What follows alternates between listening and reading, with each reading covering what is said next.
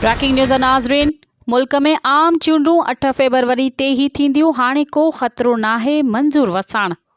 बिलावल भुट्टो ज़रदारी जे वज़ीर आज़म थियण जा चांसिस आहिनि। PTI फ़िलहाल हिन इलेक्शन में माइनस थी वियो आहे, मंज़ूर वसाण। मूंखे नथो लॻे त हिननि हालतुनि में का हिकु पार्टी अक्सरियत सां हुकूमत ठाहे सघंदी, मंज़ूर वसाण।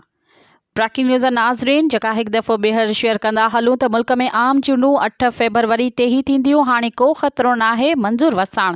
मंज़ूर वसाण जो वधीक चवणु हो त बिलावल भुट्टो ज़रदारी वज़ीर आज़म थियण जा चांसिस आहिनि।